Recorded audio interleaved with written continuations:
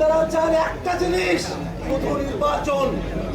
আমরা আপনাদের থেকে 3 গুণ চাই, বিচার, সংস্কার এবং নির্বাচন।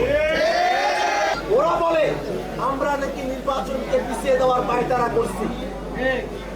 এতে স্পষ্ট কথা হলো, মৌলিক সংস্কারের প্রশ্নে এবং বিচারকে দৃশ্যমান পর্যায়ে উন্নীত করার স্বার্থে আপনারা আজকে একমত হবেন, কালকে নির্বাচনের ডেট দেন, আমাদের কোনো অসুবিধা নাই। কিন্তু বাংলাদেশে মৌলিক সংস্কার এবং বিচার ছাড়া কোনো সুষ্ঠু নির্বাচন আয়োজিত হতে পারবে না। ভাইরা আমার, এই বাংলাদেশে জনগণের অধিকারকে প্রতিষ্ঠিত করতে হলে নতুনের রাজনীতিকে আমাদের বেছে নিতে হবে। পূর্বের রাজনীতি টেন্ডারবাজির রাজনীতি, চাঁদাবাজির রাজনীতি, সেই রাজনীতিকে নতুন বাংলাদেশেও অনেকে বয়ে নিয়ে যেতে চায়।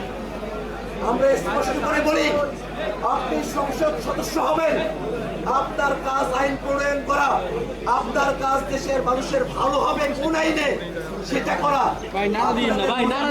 তাকে ডিজিটাল সিকিউরিটি অ্যাক্টের মতো আরো আইন বাড়াবেন। নতুন বাংলাদেশে সংসদে বসে জনবিরোধী কোন আইন আমরা পাশ হতে দেব না। সংবিধান জনগণের কথা বলবে, সেই সংবিধানকে দলীয় ম্যান্ডেটে কাটাছাড়া করে আওয়ামী লীগ একটা দলীয় সংবিধানে পরিণত করেছিল। আমরা বলি একটা সংবিধানে জাতির কথা থাকবে, সকল জনগোষ্ঠীর কথা থাকবে, শ্রমিক, মজুর, রিক্সা চালক, ছাত্র সকলের জন্য একটা নতুন বাংলাদেশ আমাদের নির্মাণ করতে হবে। বাংলাদেশ নতুনভাবে স্বাধীন হওয়ার পরেও বাংলাদেশের বিশ্ববিদ্যালয় কলেজগুলোতে এখনো পর্যন্ত জাতীয় সংসদে নির্বাচন দেওয়া হয় নাই। এটা আমাদের কাছে আশঙ্কা।